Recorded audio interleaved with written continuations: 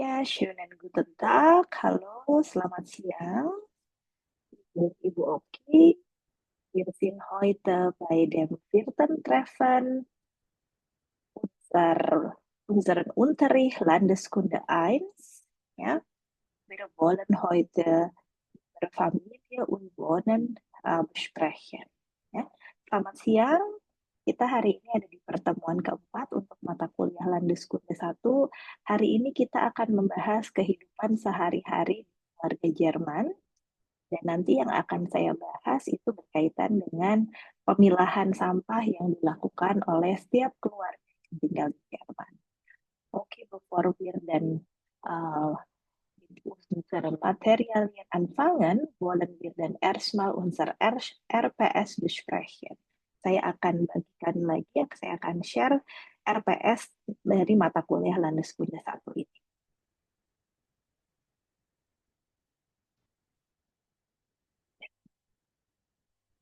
Oke, untuk mata kuliah Landeskunde, CPL yang dibebankan pada mata kuliah diantaranya mampu menunjukkan kinerja mandiri, bermutu dan terukur, mampu melakukan proses evaluasi diri terhadap kelompok kerja yang berada di bawah tanggung jawabnya, dan mampu mengelola pembelajaran secara mandiri, mampu mengkaji implikasi pengembangan atau implementasi ilmu pengetahuan teknologi, perhatikan dan menerapkan nilai humaniora dalam bahasa Jerman, berdasarkan kaidah, tata cara, dan etika ilmiah dalam rangka menghasilkan solusi gagasan desain atau kritik seni, menyusun deskripsi saintifik hasil kajiannya dalam bentuk skripsi atau laporan tugas akhir, dan mengunggahnya dalam laman perguruan tinggi. Lalu mampu beradaptasi, bekerja sama, berkreasi, berkontribusi, dan berinovasi dalam menerapkan ilmu pengetahuan pada kehidupan bermasyarakat, serta berperan sebagai warga dunia yang berwawasan global. Mampu menggunakan minimal satu bahasa internasional untuk berkomunikasi lisan dan tulisan, menginternalisasi etika dan budaya Jerman yang selaras dengan nilai-nilai Pancasila, menguasai pengetahuan mengenai budaya dan masyarakat Jerman, lalu mampu menerapkan pengetahuan budaya dan masyarakat Jerman dalam komunikasi lintas budaya. Untuk capaian pembelajaran mata kuliahnya ada dua, yaitu mampu mengenal kehidupan dan perilaku orang Jerman melalui teks dan media lainnya, dan memperoleh pengetahuan tentang negara Jerman serta gaya hidup dan budaya orang Jerman. Oke, kita hari ini akan ada di pertemuan keempat ya. Temanya Familie und Wohnen, dan kita akan menceritakan kehidupan dan kebiasaan orang Jerman yang berkaitan dengan kehidupan sehari-hari yang dilakukan di rumah. Oke, saya share dulu modul pembelajaran kita. Oke, so ist das ya, das ist dann über die Wohnung ya. Saya tunggu sebentar. Oke.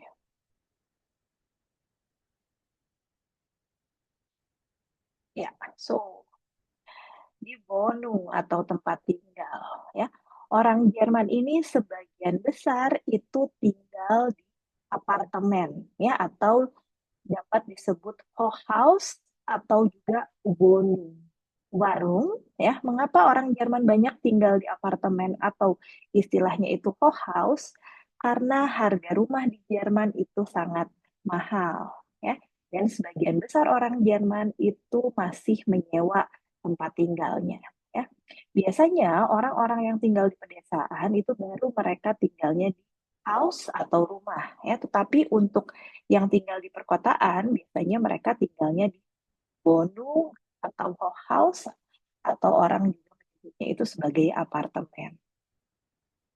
Nah, untuk yang memiliki banyak uang, tentu saja mereka juga ada yang sudah memiliki apartemen atau Wohnung itu secara pribadi, jadi tidak lagi menyewa. Tetapi kalau di pedesaan, orang Jerman yang tinggal di sebuah rumah itu biasanya mereka rumahnya adalah milik pribadi, jadi tidak lagi menyewa. Ya, ini dikatakan wer genügend Geld hat, wohnt in Deutschland meist in einem großen Haus und hat viel Platz. Ja, so die Deutschen mögen eigentlich dann so großes Haus, ja, und Wenn es dann so viel Platz gibt, ist es dann bequemer. Ja?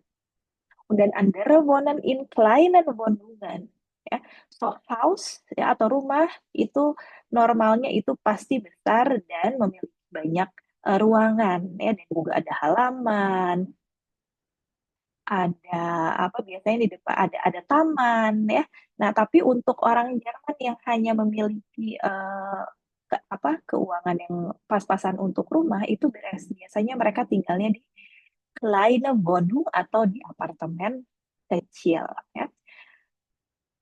Dan di Jerman juga itu khas ya bahwa orang Jerman itu masih menyewa rumahnya ya sehingga dikatakan bahwa in einem Dorf oder in einer kleiner Stadt ist es dann Mieten niedriger als in der Stadt. Ya. Jadi harga sewanya itu kalau di kota kecil itu lebih murah dibanding dengan di kota besar. Ya. Lalu ada istilah immobilien. Immobilien ini istilah untuk apa namanya properti gitu ya. Nah, jadi harga properti itu harga sewa, harga jual itu jika di kota kecil itu harganya lebih murah ya. Sedangkan di kota besar itu harganya teurer. So das ist es dan man sagt es dan teurer weil es dan ya teuer ist ya. Nah, di sini juga disebutkan nih kota-kota di Jerman yang memiliki harga sewa yang paling tinggi, yaitu di kota München, Frankfurt, Düsseldorf, dan Hamburg. Empat kota ini merupakan kota besar di Jerman dan harga sewa atau harga beli, harga jual imobilian atau properti di sana itu harganya sangat tinggi. Ya. Lalu biasanya apa saja yang dilakukan orang Jerman di rumah, ya? Nah, untuk pembahasan kali ini yang akan kita bahas di kelas saat ini adalah tentang recycling und Reno. Ini adalah tema yang menarik, ya, dan selalu menjadi pembahasan bagi orang Jerman itu sendiri atau orang-orang asing yang tinggal di Jerman. Nah, ini berkaitan dengan pemilahan sampah dan pembuangan sampah. Ya, jadi orang Jerman itu sangat concern terhadap pembuangan sampah dan pemilahan sampah karena apa? Karena mereka memang uh, ter, negaranya itu terbiasa memilah sampah, ya. Bahkan di setiap rumah, ya, ya kalau apartemen itu nanti tempat sampahnya itu milik bersama, ya. Tetapi kalau yang tinggal di rumah itu orang Jerman biasanya punya 4 tong sampah besar. Ya. Nah, kenapa pembahasan tentang pemilahan sampah ini sangat penting? Ya, karena orang Jerman itu menghasilkan sampah yang banyak setiap harinya. Ya, ya seperti di Indonesia juga, ya di kita juga setiap harinya kita menghasilkan sampah yang sangat banyak. Ya.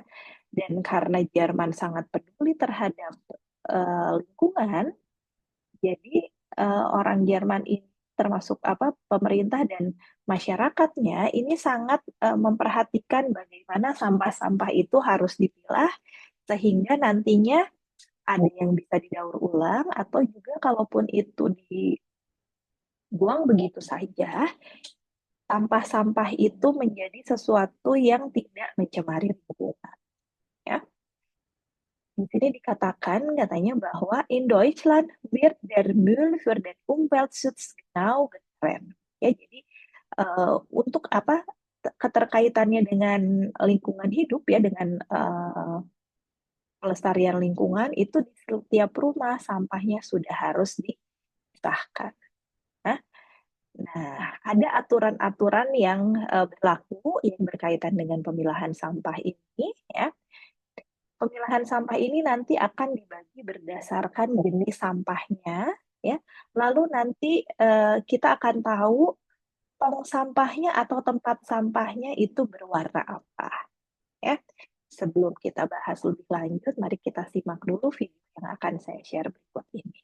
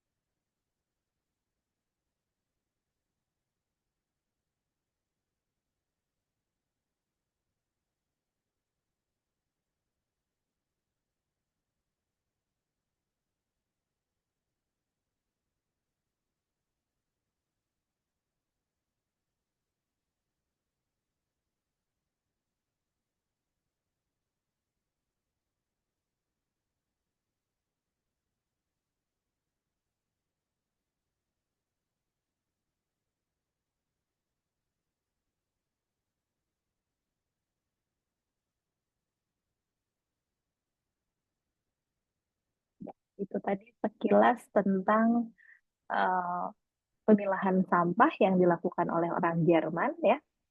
Nah, ini saya juga ada foto yang akan saya tunjukkan terkait pemilahan sampah ini ya. Nah, mungkin kalian di rumah juga ada beberapa yang sudah memilah-milah sampah ya. Tapi kalau di kita di Indonesia mungkin tempat sampahnya itu masih belum sebanyak yang dimiliki orang Jerman ya. Kalau di kita mungkin hanya dibagi dengan sampah yang organik dan non organik. Nah, tadi disebutkan di video ya, dapat dilihat di video bahwa ada kurang lebih 4 jenis tong sampah atau tempat sampah yang harus dimiliki orang Jerman di setiap rumah ya. So es gibt hier grüne Tonne, gelbe Tonne, blaue Tonne und schwarze Tonne. Ya. Grüne Tonne atau tempat sampah berwarna hijau, ini bisa dilihat sendiri dari simbol gambarnya ya. Ini adalah sampah-sampah organik ya. Jadi sisa makanan seperti eh, kulit-kulit buah-buahan, ya, tulang ikan, lalu juga tulang ayam. Ini semua yang organik gitu ya, itu masuknya ke sini. Di sini juga disebutkan ada Obst- und Gemüsereste, Essensreste, Kaffee, Kaffee, Kalter, Teebeutel, Milchprodukte, Brot und Brötchen, Eierschalen, Pflanzenabfälle, Schnittblumen und so weiter. Ya, jadi ini semua yang harus masuk ke grüne Tonne. Nah, untuk gel betone, ya, ini adalah contohnya eh, kantong plastik, gitu ya. Lalu juga botol bekas, ya. Lalu bekas alat masak yang sudah tidak terpakai, misalnya panci atau juga pisau bekas. Lalu juga apa namanya kemasan-kemasan bekas susu apa UHT itu juga bisa dimasukkan ke dalam Gelbetone ya. Lalu untuk yang Blaubetone ini ya semua yang terbuat dari papir atau kertas ini semuanya akan masuk ke Blaubetone. Nah, lalu ada Schwarztone. Schwarztone ini disebutnya Restmüll ya atau sampah-sampah sisa lainnya yang tidak termasuk ke dalam 3 kategori tempat sampah ini ya. Nah, lalu ada juga yang unik di Jerman, ya. Jadi botol-botol kaca itu tidak boleh dimasukkan ke sembarang tempat sampah, ya. Jadi tidak bisa dimasukkan ke dalam geldetone ini, gitu ya. Walaupun itu kemasan botol, tetapi untuk botol kaca itu biasanya di setiap kawasan di Jerman itu ada seperti tong sampah besar gitu ya. Nah, itu bentuknya seperti kontainer.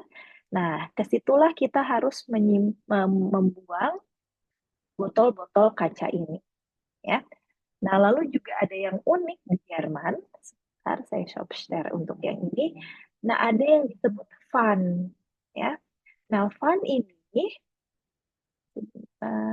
nah, fun ini ya adalah botol yang terbuat dari plastik atau kaca ya, tetapi tidak boleh dimasukkan ke dalam tempat sampah karena dia memiliki simbol seperti yang tadi ada di video.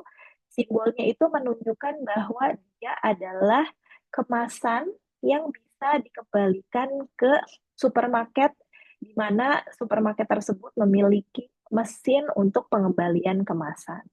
Ya. Ini disebutnya Pfandflaschen oder Pfanddosen. Ya. Nah, Fund ini termasuk kategori kalau kita membeli minuman dengan kategori gelas yang bertanda fun, itu kita sebetulnya membayar biaya ekstra untuk kemasan tersebut. Karena apa? Kita bisa mengembalikan kembali kemasan tersebut ke mesin yang ada di supermarket, dan ketika kita mengembalikan tersebut, kita akan mendapatkan kembali uang yang sudah kita bayarkan saat membeli. Nah, biasanya itu pengembaliannya itu per botol atau per kemasannya itu 10 sampai 20%. Nah, nanti akan keluar berupa struk ya. Nah, struk itu bisa kita tukar di kasir untuk potongan harga jika kita membeli lagi produk di supermarket tersebut, atau juga bisa kita ambil cash-nya, uang cash ya. Nah, nanti saya akan memutarkan juga video tentang fund ini. Nah, sebelumnya, ini kita bisa lihat di sini ya, dari tadi penjelasan dari foto dan video ya, ada yang disebut Schwarztone atau Grautone. Jadi tong sampah berwarna gelap, hitam, atau juga abu-abu. Nah, ini kategorinya Müll artnya itu Restmüll ya, sampah sisa ya. Was kommt hinein? Alles, was man nicht recyceln kann. Jadi semua sampah yang tidak bisa direcycle masuk ke tong sampah berwarna hitam atau abu-abu. Dan es gibt braune oder grüne Tone ya. Jadi untuk yang biomüll ya, sampah-sampah organik itu ada yang tempat sampahnya ada yang berwarna hijau dan ada juga yang berwarna coklat. Nah, ini biasanya tergantung dari negara bagian ya. Tapi sebagian besar negara bagian di Jerman itu untuk sampah organik, tong sampahnya atau tempat sampahnya berwarna hijau. Nah, ini tadi yang harus masuk ke situ adalah sisa ampas kopi, lalu juga eh, cangkang-cangkang dari sayuran, dari telur ya, bekas teh celup. Nah, ini semuanya masuk ke Biomüll ya. Lalu ada Gelbersack oder Gelbetone ya, tempat sampah berwarna kuning, atau jika tidak punya tempat sampah berwarna kuning, itu ada kantong plastik sampah berwarna kuning. Nah, itu semua untuk plastik ya. Ada kata plastik ya, dari sisi au gleich auf Indonesisch ya. Plastik ist dan auf Deutsch auch Plastik ya. Nah, yang masuk ke sini adalah plastik ya, sampah plastik, folien, sampah-sampah yang apa dari kemasan aluminium foil ya, lalu juga metal, sampah-sampah yang terbuat dari besi ini masuknya ke gelbetone. Nah, lalu ada lagi blauwtone ya, tempat sampah berwarna biru. Nah, tempat sampah yang berwarna biru ini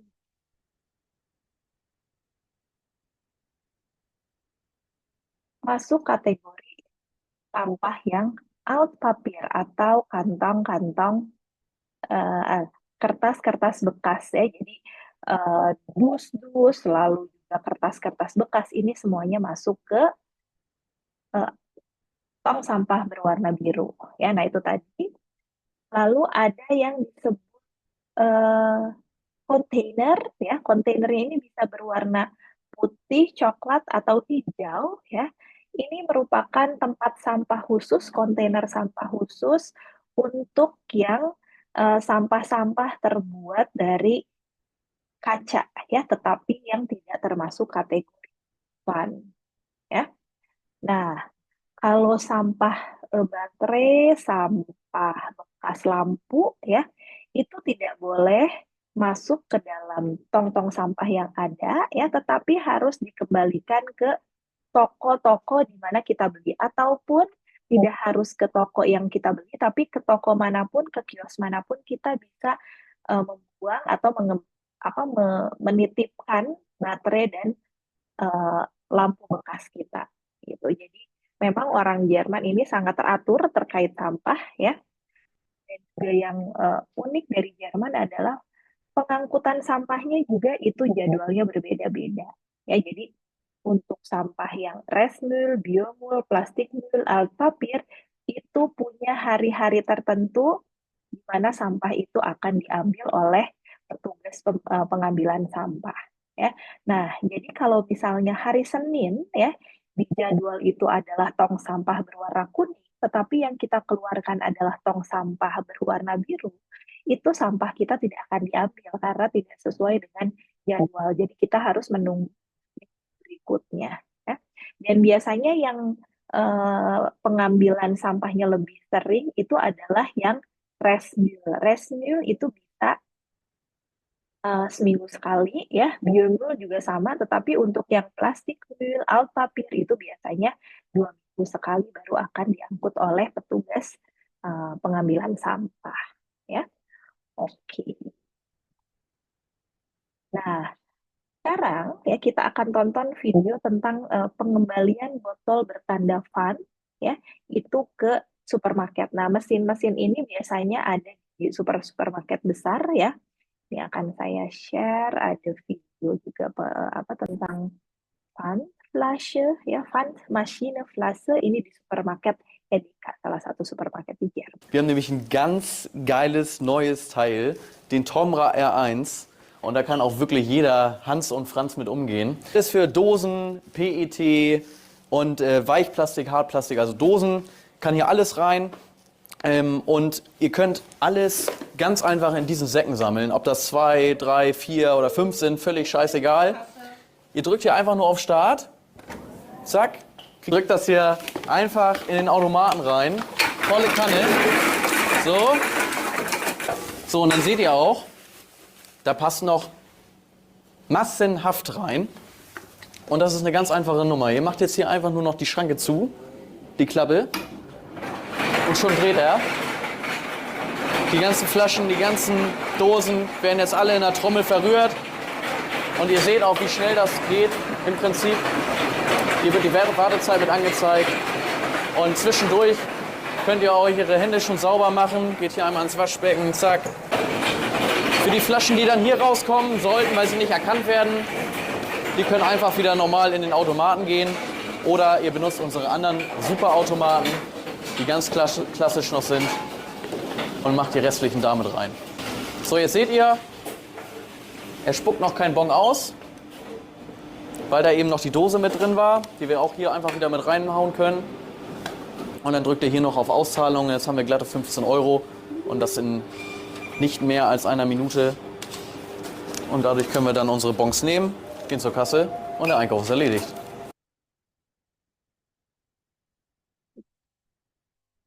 Sangat menarik kan? Ya, jadi dengan mengembalikan botol-botol bekas yang tadi dia ada membawa berapa kurang lebih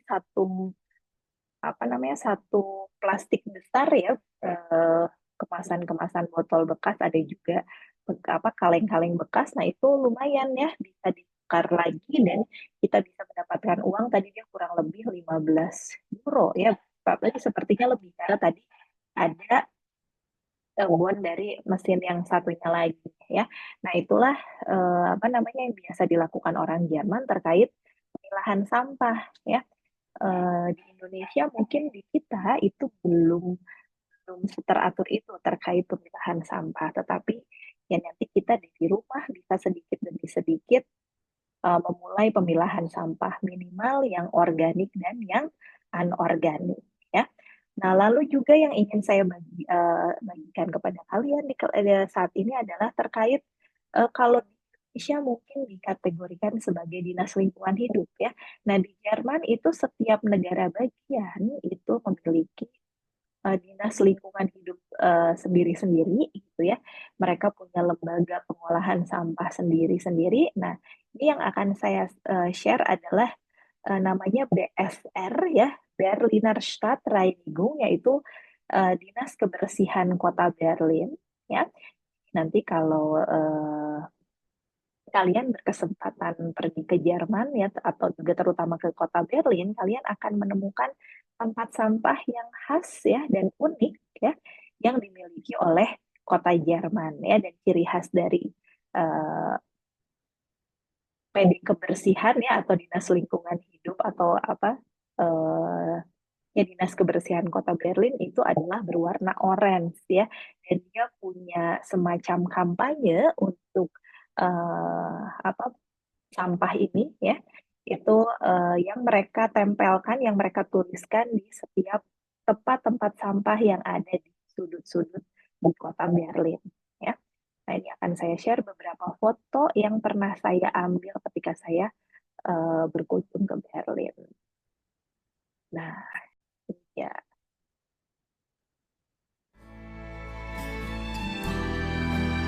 Nah, ini nih si tempat sampahnya ini punya nama, punya sebutan ya, nanti akan saya jelaskan sedikit.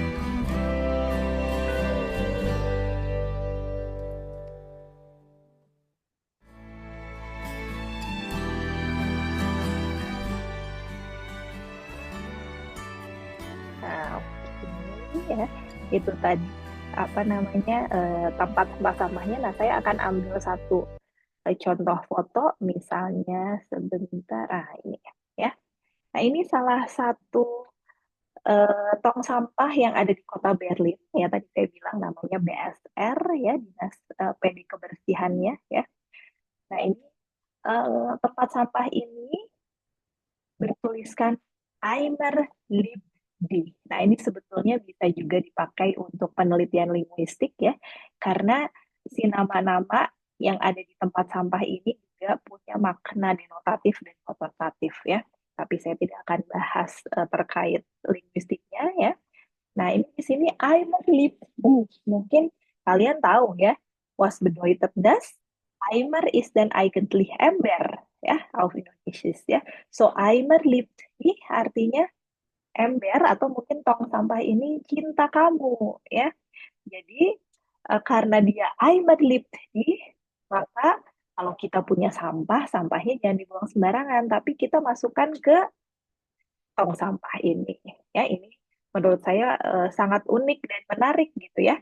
Si tempat sampahnya ditulis Aimer Lipdi, atau bisa juga Aimer itu merupakan plesetan dari kata inner ya. Inner bedeutet selalu ya. Aimer Lipdi, selalu cinta kamu ya. Jadi ini sangat unik ya. Lalu foto lainnya yang juga unik adalah sebentar. Nah, nih Park Ranger ya. So Park Ranger Park ya. Irrigation was Park is ya. Park is dan taman ya. Ranger Ranger tahu ya. Apa namanya ya jagoan ya. Nah, ini Park Ranger bisa dikatakan sebagai ya ini apa namanya pembela apa ya pembela taman atau jagoan taman ya, dia yang akan membuat taman itu juga menjadi bersih gitu ya istilahnya ya. Lalu di situ di bawahnya ada tulisan Danke für Sauberhalten. Nah, artinya dia terima kasih sudah berperilaku bersih. Ya, jadi si tong sampah apa sampah-sampah yang kita punya bisa kita masukkan ke si park ranger ini. Ya, lalu satu lagi saya akan tunjukkan. Nah, Becher Butler ya, yang kita tahu ya bahwa di Deutschen mögen so gerne Bier trinken ya. Deswegen gibt es immer Bierbecher ya atau kaleng bir ya. Dan di sini istilahnya Becher Butler itu adalah ya tempat untuk mengambil kaleng-kaleng bekas bir yang sudah diminum oleh orang-orang Jerman ya. So is das ya. Nah, jadi itulah uh, pembahasan terkait pemilahan sampah di Jerman, pengelolaan sampah di Jerman ya. Semoga materi ini bisa menambah pengetahuan kalian terkait pemilahan sampah dan juga kebiasaan orang di Jerman dalam mengelola sampahnya ya. Semoga perilaku baik yang dilakukan oleh orang Jerman itu bisa juga kita terapkan di rumah ya. Kita mulai pelan-pelan dari rumah supaya nanti ke depannya kita bisa memberikan contoh yang baik untuk lingkungan sekitar lainnya. Ya, so das war alles für heute. Wir treffen uns wieder nächste Woche. Vielen Dank und auf Wiedersehen.